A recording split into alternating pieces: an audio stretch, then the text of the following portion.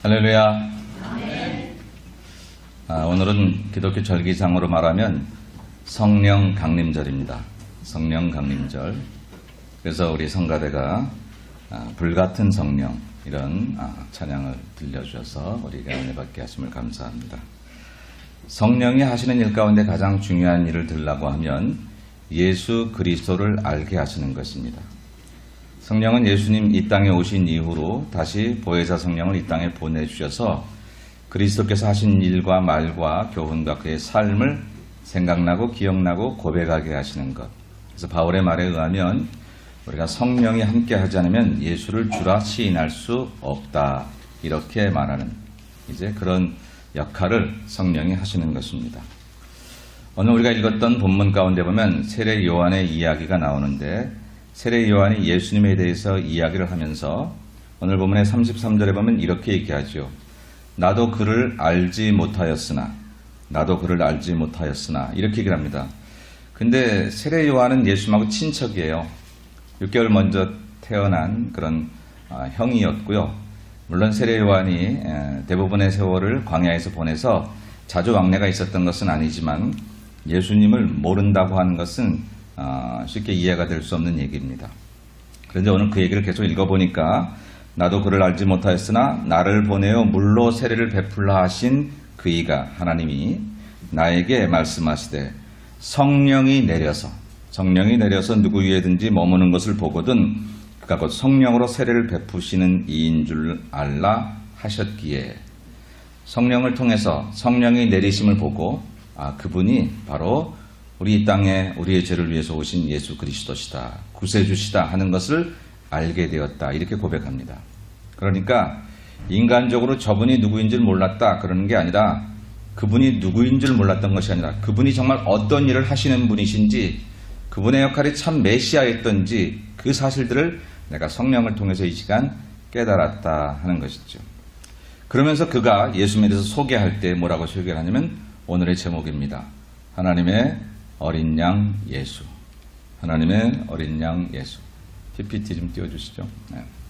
하나님의 어린 양 예수. 이렇게 세례 요한이 예수님에 대해서 이야기를 하고 있습니다.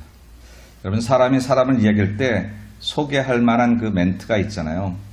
내가 어떤 사람을 소개한다면 그 사람을 다른 사람에게 제일 잘 이해되거나 혹은 듣는 사람들이 알아들을 수 있게 소개하는 것이 보통 사람의 소개 방법입니다.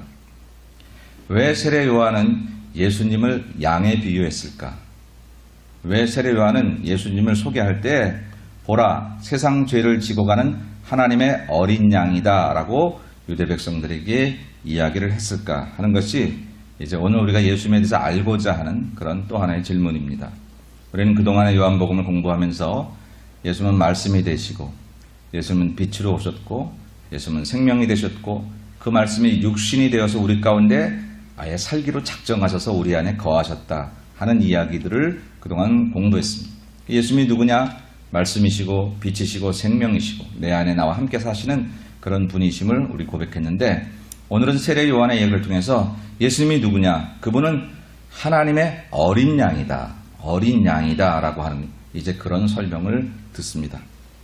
그런데 유대 백성들이 이 얘기를 세례 요한으로부터 들을 때에 그들에게는 이 얘기를 이해할 수 있는 전 이해가 있었어요. 갑자기 예수님을 양에 비유할 때 이게 무슨 소리야? 왜 사람을 양에다 비유해? 왜 짐승에다 비유해?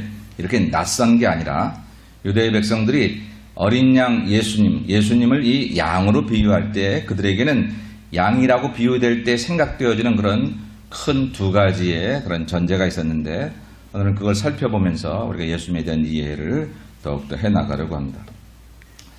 첫 번째 전제는 뭐냐면 출애굽 당시 이스라엘을 구원하시던 하나님의 명령에 따라 잡혀있던 유월절 어린 양입니다. 유월절 어린 양. 유월절 절기에 하나님께 드려졌던 어린 양. 그것이 처음 시작된 것이 이제 출애굽인데 그 출애굽 당시에 시작되었던 바로 유월절 어린 양이라는 이 개념이 이스라엘 백성들에게 있었다는 거예요. 그래서 예수님을 하나님의 어린 양이다라고 소개할 때 이스라엘 백성들은 이 출애굽 당시의 유월절 어린 양의 개념을 통해서 예수님을 더 쉽게 이해할 수 있었다는 것입니다. 우리는 그 부분을 성경을 먼저 읽어보도록 하겠습니다. 여러분 설교 노트에 있으니까 오늘 이 부분은 설교 노트를 한번 보시고 읽어보실까요? 시작.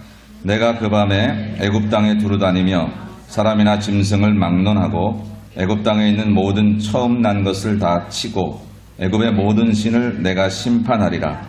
나는 여호와라. 내가 애굽 땅을 칠 때에 그 피가 너희가 사는 집에 있어서 너희를 위하여 표적이 될지라. 내가 피를 볼 때에 너희를 넘어가리니 재앙이 너희에게 내려 멸하지 아니하리라. 아멘. 재앙이 너희에게 내려 멸하지 아니하리라. 다시 말하면 재앙이 임하지 않겠다. 무엇 때문에? 어린 양 피를 너희 집 문설주에, 요즘으로 말하면 대문에, 현관에, 우리 집 들어가는 초입에 이게 누구의 집인가를 얘기할 수 있는 그곳에 바로 어린 양의 피를 바르면 그 재앙이 넘어가지 않겠다라고 하는 것. 이때로부터 그들이 출애굽해서 이 절기가 바로 이스라엘 백성들이 지키는 그런 유월절이 되었다라는 그 첫 번 애굽에서 장자의 죽음을 피하고 그 재앙이 이스라엘 백성들에 내려지지 않은 그때를 기념하는 것이 바로 유월절입니다. 영어로 패스오버, 넘어갔다는 거죠. 지나갔다는 것입니다. 한자로는 이렇게 씁니다. 한자 익숙하신 분들은 한자를 보시면 좋겠지요. 뜻은 이런 겁니다. 넘어가다, 지나가다.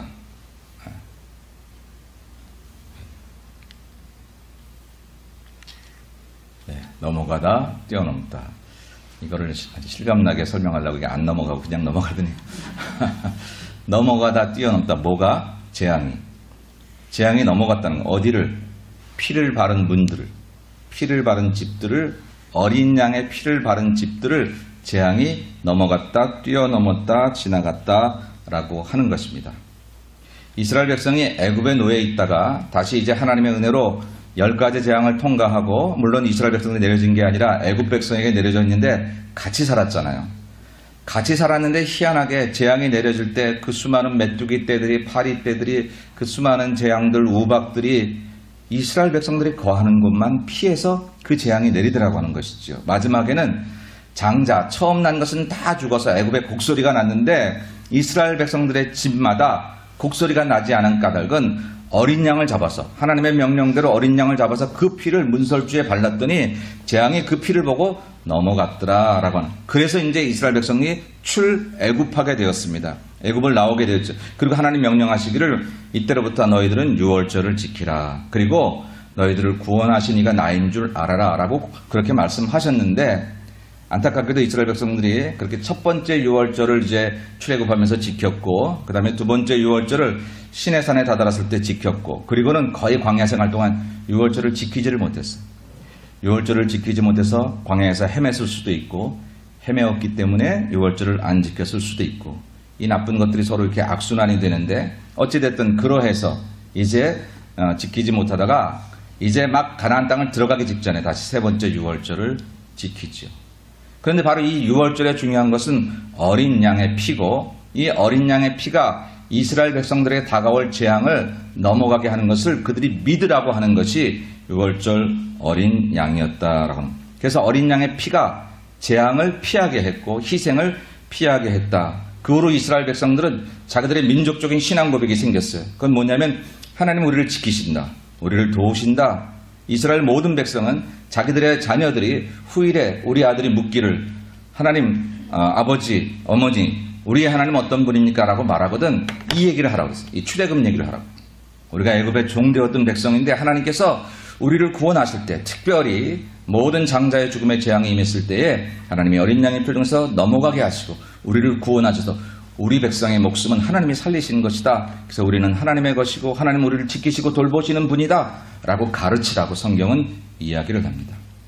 세례 요한이 예수님 바라보면서 보라 세상 죄를 지고 가는 하나님의 어린 양이다 라고 말할 때 대부분의 이스라엘 백성들은 그 어린 양, 출애굽할 때 유월절 어린 양, 그리고 그 이후로 유월절을 지킬 때마다 그 유월절 어린 양은 그 피를 통하여서 우리에게 다가올 재앙이 넘어간 것처럼 저분이 바로 우리 인생의 재앙과 우리 인생의 모든 환난을 넘어가게 하실 분이시구나 하는 것을 생각하게 했다는 것입니다. 그래서 이스라엘 백성들은 이 유월절 경험 이후에 이 유월절이 이스라엘 민족의 명절 가운데 가장 큰 거예요. 가장 중요하고. 그것은 왜냐하면 자기를 구원했다는 것이기. 그래서 그 이후로 그들은 어떤 환란이 오든지 이런 신앙 고백을 가지고 있습니다. 다윗의 고백이지만 모든 이스라엘 백성들의 고백이죠. 같이 읽어보겠습니다. 여호와는 나의 반석이시요 나의 요새시요 나를 건지시는 이시요 나의 하나님이시요 내가 그 안에 피할 나의 바위시요 나의 방패시요 나의 구원의 뿌리시요 나의 산성이시로다. 아멘. 이게 이스라엘 백성들의 신앙 고백이 되었어요. 하나님은 내 반석이시고 나의 요새라고 하는 것입니다. 예, 좋은 요새, 그 안에 들어가 있으면 보호받고 목숨이 유지될 수 있는 그런 요새가 되시고 때로는 나를 건지시는 그런 분이시기도 하시고 그 안에 피할 나의 바위시라는 것. 내가 그분에게 피할 수 있다는 거죠. 예, 인생에 피난처가 있다는 거. 여러분 힘들고 어려울 때 숨을 곳이 있거나 기댈 곳이 있거나 그래도 거기 가면 내 인생의 모든 고난 속에서 잠시라도 내가 평안함을 누릴 수 있는 곳이 여러분 주변에 여러분 삶에 있다면 그래도 괜찮은 거예요. 그죠? 근데 우리의 경험은 영원한 건 없다는 거죠. 근데 하나님이 그렇게 나의 피할 바위가 되신다고 하는 것입니다. 그는 나의 방패십니다. 세상에 수많은 인생의 적들이 마치 불화살을 쏘듯이 그래서 화전으로 나를 갖다가 넘어뜨리려고 비방의 화살이, 비난의 화살이, 또 가난의 화살이, 또 혼란의 화살이, 또 억울함과 오해와 이런 화살들이 내 인생을 얼마나 비참하게 만들 것처럼 그렇게 막 나를 넘어뜨리려고 오는데 주님이 나의 방패가 되셔서 하나님이 나의 방패가 돼서 내 억울함을 풀어주시고 나의 혼란에서 구해주시고 내 인생의 그런 잘못된 그런 벼랑에서 나를 구원해 주실 기가 막힐 웅덩에서 나를 구원해 주실 바로 그런 분이시라는 고백이 오늘 다윗의 입을 통해서 이스라엘 백성들에게 나타나게 되었는데 바로 이러한 근본적인 이유가 어디 있느냐? 출애굽에서 모든 재앙을 피하게 하신 바로 그 하나님에 대한 고백이 이런 믿음의 고백이 되었다라고 하는 것입니다. 사랑하는 여러분, 여러분 인생의 피난처는 어디십니까? 오늘 여러분의 인생이 만일 지금 가장 힘들고 어려운 일이 있어서 그 누구도 나를 도울 수 없다고 생각되는 그런 일이 있을 때 생각나는 사람은 누구며 가야 할 곳은 어디입니까? 언젠가 제가 한번 말씀드린 적이 있는데 한국에 한 1000여 명 되는 교회에 교인을 가지고 있는 목사님이 밤 2시인가 갑자기 사모님이 급하게 아프셔서 어찌할 도리를 몰라서 그래서 누구를 부르지? 라고 생각을 했는데 누구를 부르지 이 밤에? 아무런 소리 없이 다가올 사람, 찾아올 사람은 누구지? 나를 도와줄 사람은 누구지? 라고 생각하는데 놀랍게도 없더라는 거예요. 거의 없더라. 1000명의 교인이 있는데 글쎄 목사님이 목회를 잘못하신 걸까? 어쩐 걸까? 여러분, 여러분의 인생의 위기 속에 누구를 부르지? 아무것도 묻지 않고 잘못 따져서 불러놓으니 그 사람은 내가 너 그럴 줄 알았다. 비방할 사람 빼고 나를 저주할 사람도 빼고 어차피 능력 없어서 못해줄 사람도 빼고 이 사람들 다 누구를 부르고 누구에게 기대지? 없다는 거죠. 오늘 성경은 하나님이 나의 방패가 되시고 나의 피할 바위가 되신다고 합니다. 그것이 이스라엘 백성들의 고백인데 그것이 출애굽 당시에 모두가 죽어가고 옆에서 곡소리가 나는 그 현장에서도 내 집을 지켜주시고 내 아이를 지켜주셨던 재앙에서 구원하신 6월절 어린 양으로 오신 그 하나님을 기억하는 그 믿음이 바로 이스라엘 백성들의 이런 믿음을 주었다고 하는 것입니다. 오늘 우리가 그 주님을 이 시간 만나기를 축복합니다. 바로 우리가 만날 주님이 바로 이런 분이시다. 뿐만입니까? 욥은 이런 고백을 합니다. 같이 읽어보죠. 하나님은 아프게 하시다가 싸매시며 상하게 하시다가 그의 손으로 고치시나니 6가지 환난에서 너를 구원하시며 7가지 환난이라도 그 재앙이 내게 미치지 않게 하시며. 아멘. 욥이 고백한 거예요. 여러분 우리말 번역이 조금 오해할 수 있어요. 아이 그냥 싸매시면 아프게 하시다가 또 싸매시고 병 주고 약 주고 그런 의미는 절대 아닙니다.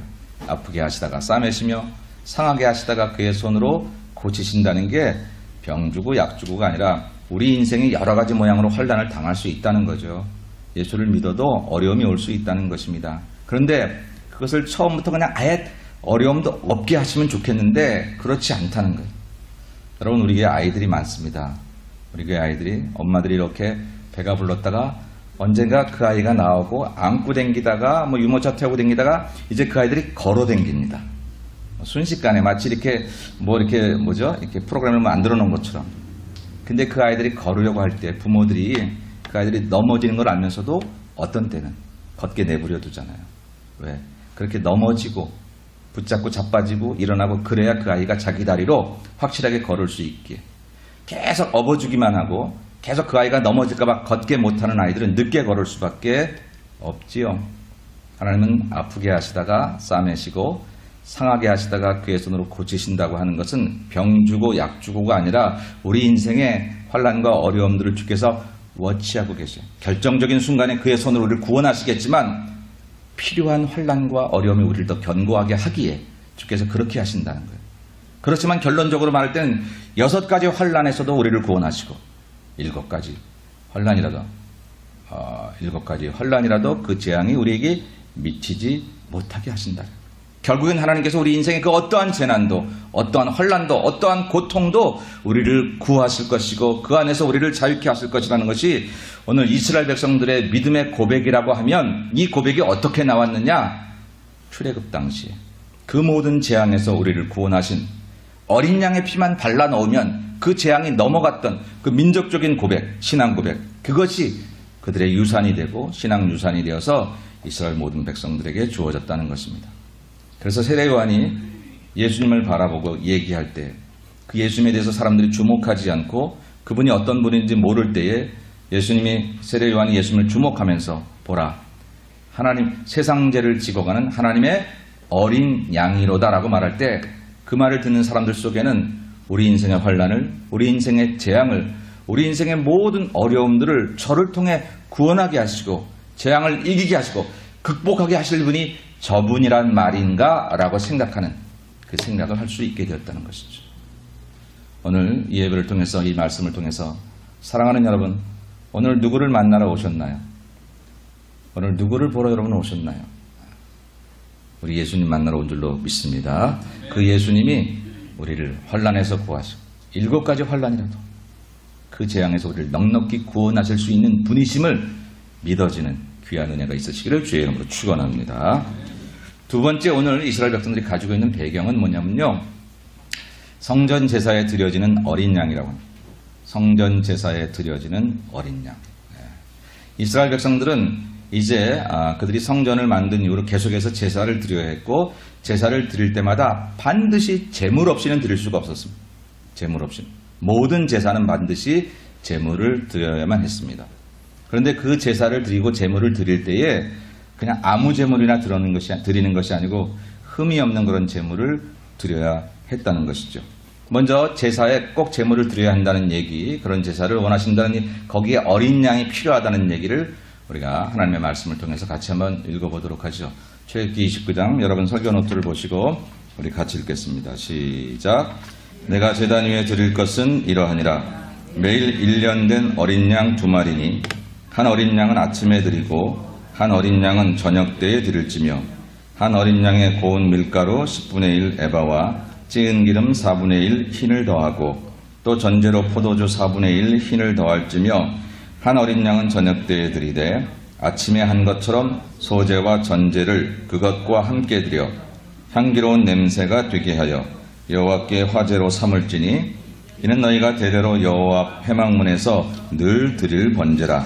내가 거기서 너희와 만나고 내게 말하리라. 아멘. 마지막 부분에 내가 거기서 너희와 만나고 내게 말하리라. 하나님과의 만남이 이루어지는 곳이 어디냐? 성전의 제사에 제물을 드려서 하나님께 예배할 때에 그때 하나님은 거기서 우리와 만나시겠다고 약속을 하셨다는 것입니다. 여러분 집에서 예배를 드릴 수도 있고 어디 저기 놀러가서 예배를 드릴 수도 있지만 성경은 특별히 성전을 통해서 성전 제사와 제물을 통해서 하나님께서 우리와 만나심을 너무도 명확하게 너무도 확실하게 그렇게 우리에게 이야기해 주고 있다는 것이죠. 그런데 그 제물을 드릴 때 우리가 주의할 것이 있습니다. 오늘 아까 영상을 봤죠. 지금 다시 한번 그 영상을 볼 텐데 영상 좀 준비해 주세요.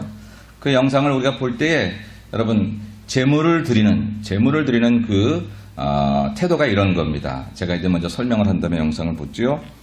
흠이 없는 양임을 봐야 합니다. 모든 제물을 가져올 때 그 제물이 흠이 없는 양인지 여러분 봐야 되고 그 흠이 없는 양임을 제사장이 이렇게 보게 되죠. 틀어줘 보세요. 한번 나오면. 잠깐 스톱. 네, 거기서 잠깐 스톱. 네. 흠이 없는 양임을 잘 이제 살펴봅니다. 살펴본 다음에 그 다음에 두 번째 할 것은 이제 그 제물에 흠이 없는 양이라고 인정이 되면 제물을 가져온 사람이 자기 제물에다 안수를 합니다. 죄종들이 하는 안수는 축복의 안수인데 여기서 이제 제물을 가져온 사람이 제물에게 안수한 제물의 머리, 이 양의 머리에 안수하는 것은 내 죄를 이 양에게 전가한다는 것이죠. 내가 죽어 마땅하는데 하나님 그래도 나를 긍휼히 여기셔서 이 제물을 대신 내 죄값으로 드리고 그리고 나를 살리시는 의미에서 내가 내 죄를 모두 전가하는 거예요. 그래서 그 순간 나의 죄가 이 양에게 전가되어서 이 양은 죽어야만 합니다. 그래서 번제물에 태워지죠. 근데 그것만 이루어지는 것이 아니라 흠없는 양이라고 했습니다. 흠없는 그 어린 양.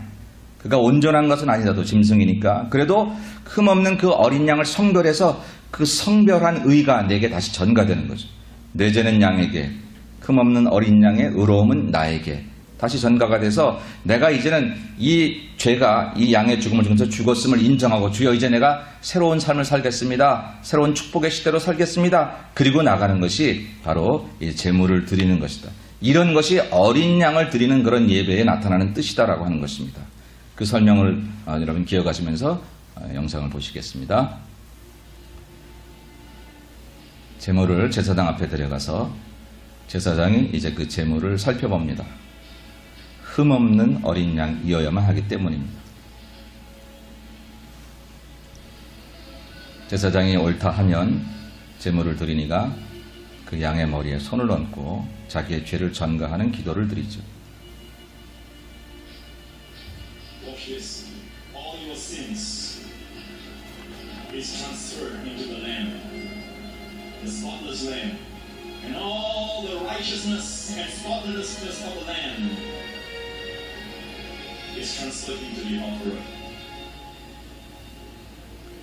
제물은 반드시 제물을 가져온 자가 죽이게 되어 있습니다. 왜냐하면 내 목숨이기 때문입니다. They will know without sins. As the lamb burns, the judgment is on the lamb. You and I, we walk away with the favor of God, the light of God, with the smile of God, and the blessings of God Almighty. Hallelujah. Who is now our Father. 예. 요한이 예수님을 가리켜서 보라 세상 죄를 지고 가는 하나님의 어린 양이다라고 말할 때 이스라엘 백성들이 가지고 있었던 생각은 첫 번째는 출애굽 6월절 어린 양, 재앙이 넘어가고 혼란이 비껴간 그 의미를 가지고 있음과 동시에 내가 죽어야 하는데 내 죄로 인해서 하나님 나를 살리기 위해서 양을 죽임같이 바로 저분이 나의 죄를 대신해서 죽어야 할 사람으로 하나님 선택하셨단 말인가? 라고 생각하게 하는 그런 이야기가 보라 세상 죄를 지고 가는 하나님의 어린 양이로다 라고 말하는 그 말 속에 실려 있다라고 하는 것입니다. 그래서 그 어린 양으로 묘사된 예수님은 철저하게 나와 관계가 있습니다. 온 인류의 죄를 대신하러 오셨지만 나와 관계가 없는 예수님은 나에게 아무것도 아닙니다. 여러분은 예수 마을에 오신 예수님을 만나러 온 것이 아니라 예수 마을에 오셨으나 나를 만나러 오신 예수님을 여러분은 만나러 오신 것이죠. 이 땅에 오셨으나 온 인류 가운데 오셨으나 그러나 각 사람에게 비치는 빛이라고 말합니다. 빛이 어두운 가운데 왔는데요. 성경은 말하기를 그게 각 사람에게 비치는 빛이라고 우리 이미 공부를 했었습니다. 그래요. 온 인류 가운데 오셨는데 마치 나 한 사람 만나러 오신 것 같은 그분. 왜? 내 죄 때문에. 인류의 죄도 중요한데 우리의 죄도 중요한데 그거 해결 안 하면 안 되는데 그보다 더 먼저 해결할 것이 있으니 그것은 나의 죄라고 내 죄라고. 근데 그 죄를 인해서 담당하실 그분 내가 수없이 드렸던 그런 어린 양들처럼 성전에 가서 제단을 쌓을 때 수없이 드렸던 그 어린 양 이제는 다시 그것을 반복하지 않고 아니 어쩌면 수없이 드리다가 무의미해져 버리고 수없이 드리다가 탄성에 젖어버리고 수없이 드리다가 그냥 습관에 빠져버렸던 나의 이 잘못된 내 심령 속에 이제는 저분이 자기 생명을 바쳐서 내 인생을 대신한다고 하시는 그분이 바로 저분이다라는 것을 이야기하는 것이 보라 세상 죄를 지고 가는 하나님의 어린 양이다라고 설명했던 세례 요한의 그 말씀의 배경에 있다는 것입니다. 죄를 용서해 주시고 죄를 대신 지신 그리스도 바로 그것이 오늘 세례 요한이 소개하고 싶은 내용이죠. 그러면 이제 이런 두 가지의 배경을 이스라엘 백성들이 가지고 있었음을 우리가 기억하면서 오늘 세례 요한이 보라 세상자를 지고는 하나님의 어린 양이라고 소개하는 그 소개를 다시 한번 우리가 정리하면, 사랑하는 여러분, 여러분 여기 있는 정 목사를 만나러 온 것도 아니고 여러분은 우리 교인들을 만나긴 하겠으나 그것이 목적이 아니라 세례요한이 예수님을 가르침같이 우리 모두가 서로 예수님을 보여주고 예수님을 가리키고 예수님을 주목하기 위해서 오늘 이곳에 나왔다면, 이제 세례요한의 음성을 성령의 음성으로 들으시고 세상죄를 지고 가는 하나님의 어린 양을 보라고 말씀합니다. 보라, 보라. 안 보고 있어요. 저 지나가는 예수님을 그저 지나가는 사람으로만 보고 있는데 주목하여 보라는 것입니다. 그분이 어떤 분인지. 그분은 바로 세상죄를 지고 가는 하나님의 어린 양이다라고 하는 것이죠. 하나님의 어린 양. 바로 그 어린 양을 보라라고 하는 것이 오늘 성경이 우리에게 들려주시는 그런 말씀입니다. 네. 이게 잘 되다가 꼭 이렇게 안 되고 그럴 때가 있네요. 다시 한번 해보겠습니다.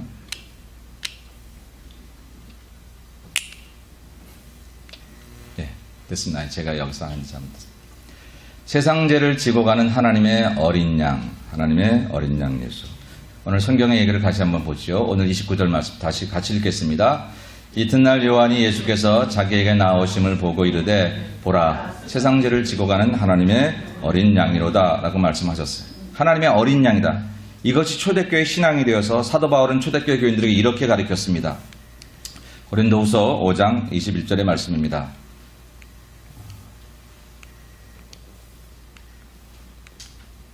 여러분 조시는 분이 계신가 보죠? 이거 왔다 갔다 하게 만든 거 보니까 한번 들어보죠. 고린도후서 5장 21절 같이 봅니다. 하나님이 죄를 알지도 못하신 이를 우리를 대신하여 죄로 삼으신 것은 우리로 하여금 그 안에서 하나님의 의가 되게 하려 하심이라. 아멘.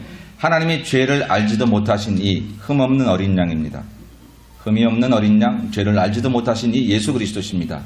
근데 그분을 우리를 대신하여 죄로 삼으셨습니다. 우리의 죄를 그에게 전가하셨습니다. 그래서 그것만 된 것이 아니라 우리로 하여금 그 안에서 하나님의 의가 되게 하려 하십니다. 예수 그리스도의 흠없는 피가 우리를 인해서 의로움으로 다가왔다는, 우리가 그분에게 우리의 죄를 대신 전가할 때에 우리의 죄를 대신하시고 우리 죄를 용서하실 뿐만 아니라 주님의 의로우심이 우리에게 다가오게 되었다라고 하는 것입니다. 바로 이것이 예수 그리스도를 어린 양 예수라고 설명하는 세례 요한의 의미이고, 이것이 오늘 우리에게 어떻게 중요한 의미냐는 것은 두 가지로 설명할 수 있습니다. 세례 요한이 예수님을 하나님의 어린 양이라고 말하는 것은 이런 겁니다. 어린 양 예수님은 누구냐? 우리 인생의 수고와 재앙과 심판에서 구원하실 구세주이심을 다시 한번 말하려고 하는 것입니다.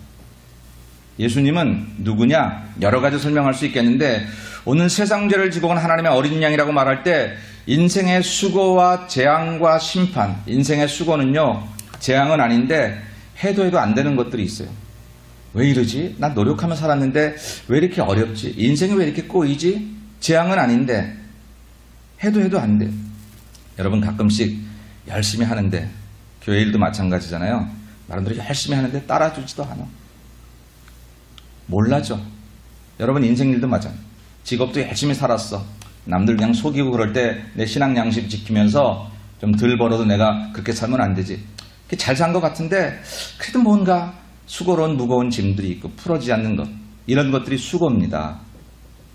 근데 예수께서 이 수고를 담당하시겠다고 하는 거예요. 또 재앙, 우리 인생에 뜻하지 않은 환란이 얼마나 많은지 모릅니다.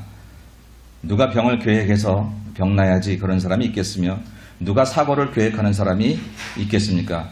한 사람도 그런 사람이 없지만 갑작스러운 그런 재앙과 같은 그런 일들이 우리에게 다가온다는 거예요. 누가 막을 자가 있겠습니까? 유비무환이라고요? 없어요. 그렇게 뭐 홍수를 대비해도 홍수가 나고요. 그렇게 뭐 도적을 대비해도요, 막을 자가 없어요.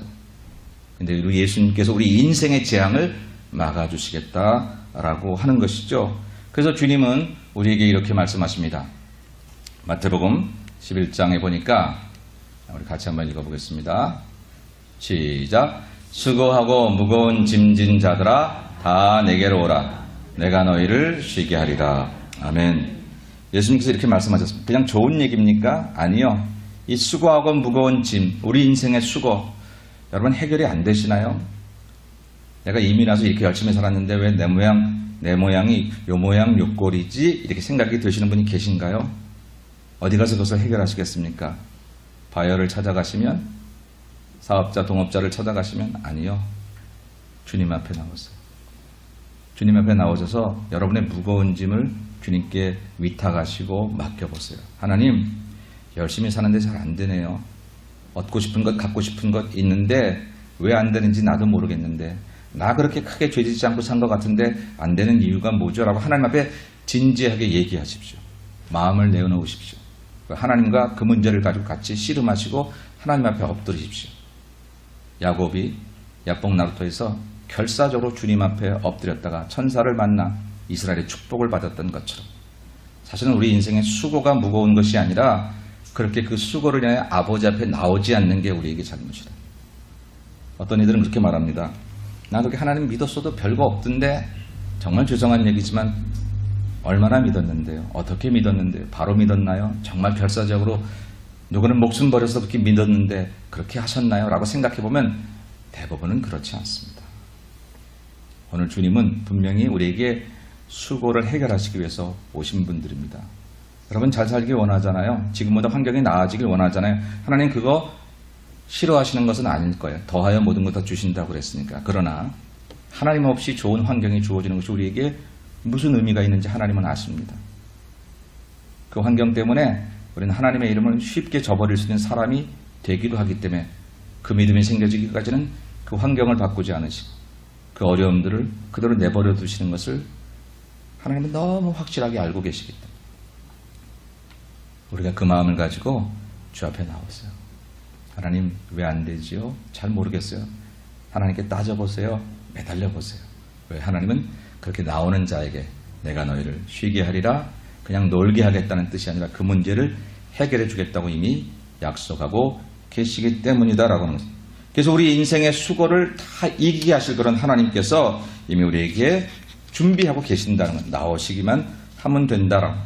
재앙에 대한 얘기는 이미 했습니다. 우리 인생의 모든 혼란에서 하나님께서 우리를 구원하심 같이 여러분 예수님을 만날 때 주님을 통해서 우리 인생의 재앙이 물러가고 혼란에서 이겨가고 올무에서 벗어나고 그렇게 되는 것이 하나님이 정하신 이치일진데 어려움을 당해서 사람 찾고 방법 찾기 전에 아버지 앞에 나와서 하나님을 찾고 왜 이런 일이 내게 있는지 뜻을 찾으면 뜻을 깨닫고 하나님을 찾은 후에 그 모든 혼란들은 소리 소문 없이 우리에게 떠나가게 될 줄로 믿습니다. 그것이 어린 양이신 예수를 바라보라고 수고와 재앙. 근데 아까 한 가지 더 얘기했어요. 심판을 얘기했습니다. 이 어린 양 예수를 보라고 말할 때에 우리 인생의 수고도 해결하실 분이시고요. 우리 인생의 재앙의 문제, 모든 혼란의 문제도 해결하실 분이시지만 그것만이 아니라 결국은 우리 인생을 심판하실 분이시고 그 심판은 우리에게 영생이든 영멸이든지 다시는 돌이킬 수 없고 다시는 두 번째 선택을 할 수 없는 그런 때가 오리니 그것은 오직 예수 그리스도의 이름만을 가지고 오직 어린 양 예수의 이름만 세상 찌를 지고 가는 바로 저분을 통해서만 그 일이 이루어질 것이라고 얘기하는 것이 오늘 이제 세례 요한의 이야기다라고 하는 것입니다. 그래서 이스라엘 백성들이 어린 양을 얘기할 때 출애굽에서 재앙에서 보호하시고 성전에서 매일 드리면서 우리의 죄를 사하시고 그래서 예수님 말씀하신 것처럼 수고하고 무거운 짐에서도 우리를 해방하시고 모든 혼란에서 예수께서 바다의 바람도 잔잔케 하시고 우리 인생의 질병도 깨끗게 하시고 삶의 문제를 해결해 주시는 그 예수님 그 은혜일 뿐만 아니라 마지막 때 그 예수님의 이름만을 통해서 우리가 영생과 영멸이 결정되는 그런 분이 바로 이분이시다 하는 것을 설명하고 있는 것입니다. 사랑하는 여러분, 마지막은 우리의 재물로 결정되는 것이 아닙니다.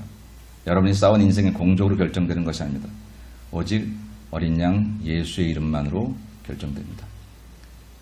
요한은 요한복음을 쓰면서 똑같이 요한계시록을 썼는데 요한이 얘기했던 요한계시록의 어린 양 얘기를 한번 같이 읽어봅니다.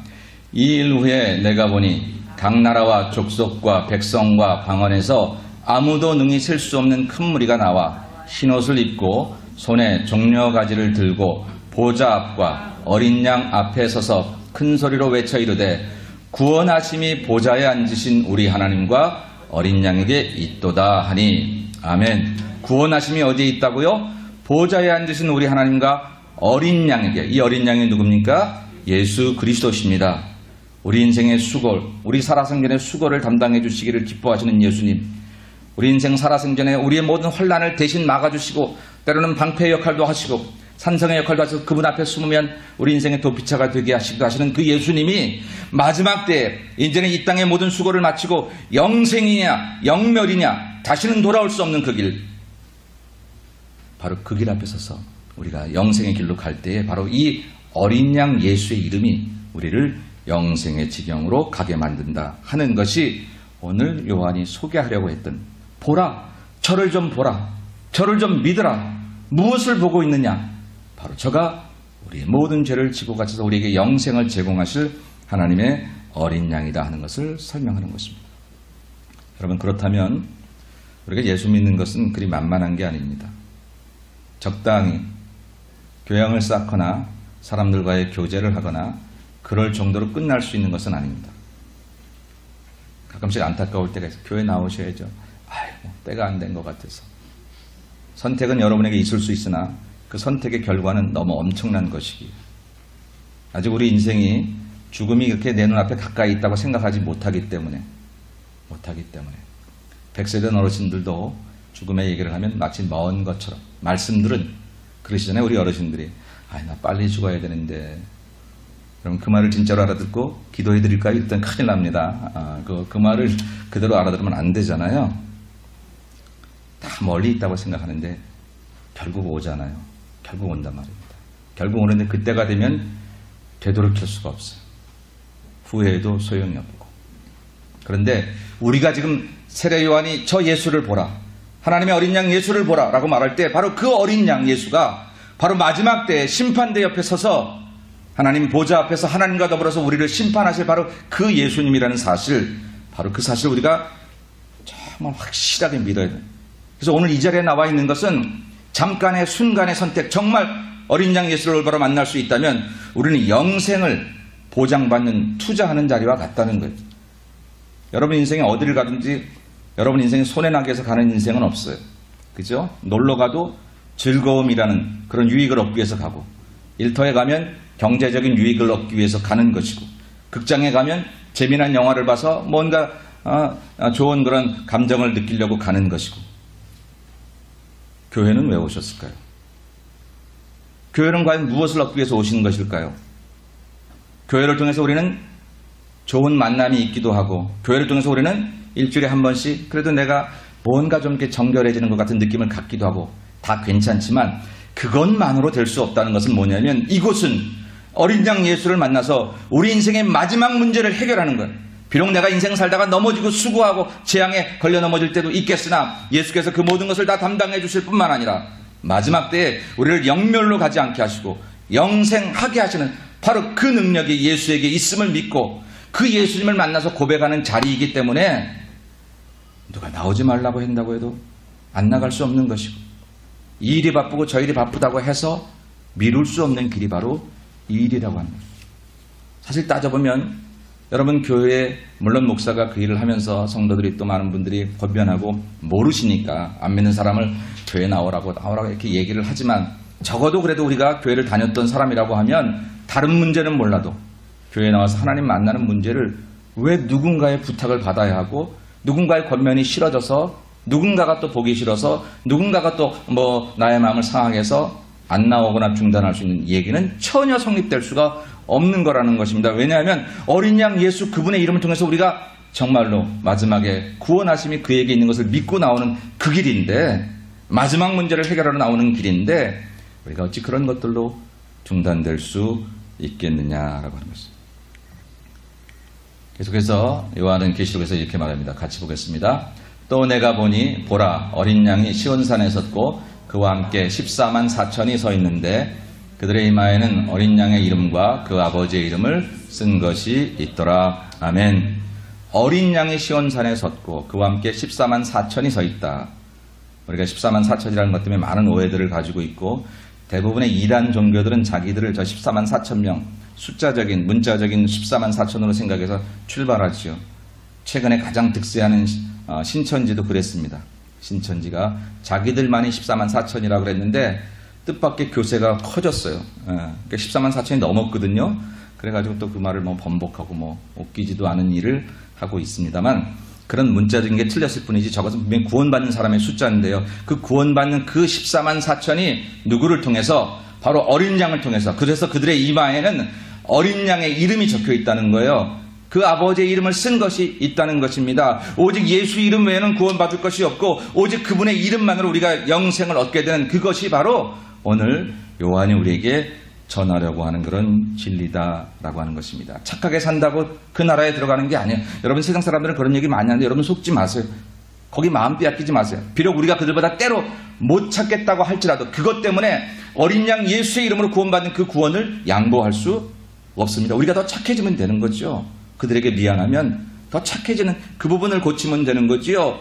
세상적인 방법으로 구원할 수 없는 것들을 우리가 좀 부족하다고 해서 그들의 이야기가 맞다고 생각할 수 없다는 것입니다. 천하 만민 가운데 우리에게 구원을 주실 이름은 오직 예수 이름 외에는 없는 줄로 믿습니다. 속죄함 예수의 피로 속죄함 받는 것이 우리의 모습이라고 하는 거죠. 어린 양 예수의 피로 우리가 구원을, 그리고 마지막 때 주님이 만일 우리 살아생전에 오신다면 우리가 구원받는 그 어떤 다른 방법이 없어요. 학교를 잘 다녀서요, 재물을 많이 모아둬서요, 그런 거 아무 소용없는 거 우리 아시잖아요.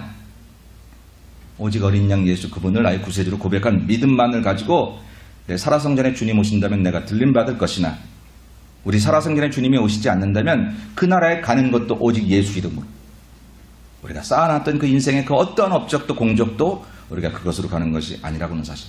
그런데 지금 믿는 내 예수가 오늘 당장 내가 살아가는데 도움을 준다는 사실에 만족해서 마지막 때 오실 예수님 그분에 대해서 우리가 깨닫지 못하고 깨어있지 못하고 그냥 요거 나 채워주셨네, 건강 주셨네, 재물 주셨네, 감사하긴 하지만 그것만으로 끝날 우리 예수 이름이 아니거든요. 거기에만 머무르 있을 것. 지금 좀 건강해졌다고, 지금 좀 내게 풍족해졌다고, 앞으로 오실 예수 그리스도 바로 그분에 대한 믿음을 갖지 못하고 이 세상 마지막 날에 오실 때 내게 그날까지 살아있게 하시면 내게 그 살아있는 동안에 해야 할 일을 가르쳐 주시고 사명을 주신 그 예수님의 그 모든 사명들과 생각들을 싹 잊어버린 채 오늘 배부르다고, 오늘 좀 잘 입었다고 그것을 만족하며 사는 것은 우리 그리스도인 태도가 아니라고 하는 것입니다. 왜냐하면 어린 양 예수의 이름에는 마지막 때 얘기가 항상 담겨져 있기 때문에. 저와 여러분이 예수님을 만난다면요, 예수님 반드시 그 얘기를 하신다는 것이죠. 우리가 어떤 사람을 만났을 때 그 사람이 가지고 있는 것을 다 경험하지 못하면 때로 따라서 오해할 수도 있어요. 나 그 사람 만났는데 그런 얘기 한 적 없던데? 나한테 그런 얘기 안 했지만 그 사람은 그런 생각을 가질 수 있잖아요. 만약 우리가 예수님 만났는데 예수님을 만나는 어린 양 예수에게서 마지막 때 내가 구원받아야 될 그런 심판에 대한 얘기를 우리는 듣지 못하고 오늘 내 먹을 것 마실 것 입을 것만 가지고 살아간다면 우리는 어쩌면 내가 만나고 싶은 나의 예수, 내가 만든 예수, 거기에 만족하고 있을런지도 모르겠다는 거죠. 오늘 요한이 소개하려는 예수님은 그런 예수님이 아니라 인생의 수고와 우리 인생의 재앙과 그리고 마지막 때 우리 인생의 심판까지 우리 모두에게 그분의 피의 공로로 우리에게 허락하실 우리의 구세주 예수, 바로 그분을 만나게 하시는 줄로 믿습니다. 오늘 이 아침에 사랑하는 여러분들, 그 예수님을 만나셔서 여러분의 인생의 수고로움을 대신 지시는 주님께, 여러분의 인생의 재앙에서 벗어나게 하실 예수님께, 그리고 그 언젠가 우리 인생의 마지막에 올 때에 두렵지도 않고 불안하지도 않고 당당하게 의연하게 하나님 나라에 입성할 수 있도록 우리를 보장해 주실 바로 그 예수님을 만나시는 여러분이 되시기를 주의 이름으로 축원합니다. 마지막으로 요한이 보라 세상 죄를 지은 하나님의 어린 양이다라고 말할 때 그 어린 양 예수님은 우리의 죄를 대신 지시고 당신의 피로 해결하신 분이시다라고 하는 것을 설명하고자 하는 것입니다.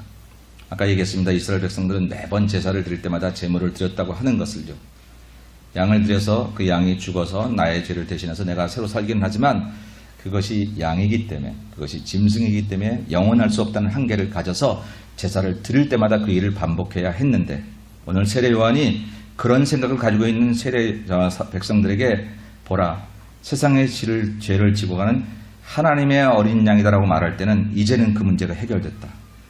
다시는 양의 피를 통하지 않아, 염소와 황소의 피를 통하지 않고도 저분의 피를 통해서 우리가 단번에 그의 은혜 가운데 들어갈 수 있게 되었다라고 하는 것을 얘기하기 위해서 이제 세례 요한은 예수님을 소개하고 있습니다. 그 이야기를 히브리서 기자는 이렇게 표현합니다. 우리 같이 보겠습니다. 그리스도께서는 장래 좋은 일에 대제사장으로 오사 손으로 짓지 아니한 것 곧 이 창조에 속하지 아니한 더 크고 온전한 장막으로 말미암아 염소와 송아지의 피로 하지 아니하고 오직 자기의 피로 영원한 속죄를 이루사 단번에 성소에 들어가셨느니라. 아멘. 염소와 송아지의 피로 하지 아니하고 이제는 구약에서 행했던 그런 모든 그런 제사법으로 하지 아니하고 오직 자기의 피로 오직 예수 그리스도의 보혈로 영원한 속죄를 이루셔서 우리의 과거의 죄와 앞으로 우리가 짓게 될 죄까지 모든 것들을 다 이루셔서 단 한 번 흘리신 피의 보혈 2000년 전 십자가에 흘리신 그 골고다 언덕에 흘리셨던 그 피로 그분은 성소에 들어가셨고 우리는 그분을 통해서 속죄함을 받았다고 하는 것이 오늘 요한이 우리에게 가르쳐 주려고 하는 진리입니다. 더 이상의 또 다른 예수가 필요 없습니다.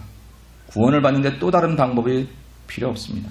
오직 예수 그 이름을 믿는 믿음, 그 믿음을 통해서 우리는 구원함을 얻을 수 있는, 물론 그 믿음에 여러분들의 행함이 따라가야 될 것은 틀림이 없는 사실일 것입니다. 그러므로 어린 양 예수님은 우리의 죄를 대신 지시고 당신의 피로 해결하신 분이시라는 사실이 바로 하나님의 어린 양이다라고 하는 것에 여러분 이제 담겨있는 뜻입니다. 마지막으로 여러분에게 묻죠. 여러분 여러분의 잘못을 대신 아파해주고 혹은 대신 그 벌을 받은 사람이 있으십니까? 학교 다닐 때 여러분 잘못했는데 친구가 내가 대신 받을게 그리고 나가서 선생님에게 손바닥을 내밀고 나를 때려달라고 말한 친구가 혹시 있습니까? 만약 있다면 지금까지도 기억하겠죠. 여러분 인생 살다가 큰 부채를 가졌거나 아무도 나를 도와줄 수 없는 환경에 그 누군가가 뜻하지 않게 내 빚을 갚아주든지 나의 도움이 돼서 내 옆에서 나를 붙들어준 그런 사람이 있습니까? 평생 기억하게 될 것입니다. 우리의 죄를 단번에 그의 흘리신 보혈로 대신 주구사 우리를 살게 하신 분이 예수 그리스도라고 하는 사실은 우리 평생 살면서 잊을래야 잊을 수 없는 이야기고 이 이야기를 통해서 우리의 인생은 지옥 갈 인생이 천국 갈 인생으로 바뀌어졌다는 엄청난 그런 결과의 반전이 일어났다는 사실들을 우리가 절실히 느끼지 않으면 우리의 신앙생활은 맨날 우리의 일상적인 그런 것들로 불평하고 원망하고 주저앉고 낙심하고 그런 것으로 끝나게 될 것입니다. 교회가 왜 이래? 목사는 왜 그래? 아무개 집사는 왜 날 그렇게 쳐다봐? 이건 왜 나한테만 시켜? 우리가 교회를 다니는 게 그런 것들이 아닌데 그런 일들로 단번에 피를 흘리사 우리를 영원한 나라에 들어가게 하시는 그 예수 그리스도의 보혈의 공로를 잊어먹는 그것은 정말 안타까운 일입니다. 사랑하는 여러분, 우리 예수 마을을 통해서 여러분들이 예수님을 만나실 때 혹시 그 어떠한 일들에서 우리 마음속에 예수님을 만나고자 하는 그런 열망들을 다 버릴 것 같이 어떤 문제가 생길 때 결코 그것이 사실이 아니면 그것이 옳은 것이 아니면 이것은 내가 극복해야 하고 버려야 할 것임을 기억하시고 단번에 피를 흘리사 나를 구원하신 그 예수님의 은혜를 회복하게 될 때에 사실은 여러분들이 지금 하고 있는 모든 일상적인 일들이 천국의 일이구나, 이건 얼마나 감사한 일이구나 하는 것을 깨닫게 될 줄로 믿습니다. 무거운 짐 가지셨습니까? 찬송하잖아요. 제가 사실 좀 찬송을 해보려고 했는데 안 될 것 같습니다. 읽어볼까요? 제가 죄짐 맡은 우리 구주 어찌 좋은 친구인지. 죄짐을 맡으셨다네요. 우리 예수님 나에게 친구로 오셔서 내 죄짐을 대신 지시겠답니다. 걱정 근심 무거운 짐 우리 주께 맡기세요. 우리가 아는 거 있어요. 예수님은 죄짐 맡은 구주구나. 근데 못하는 거 있어요.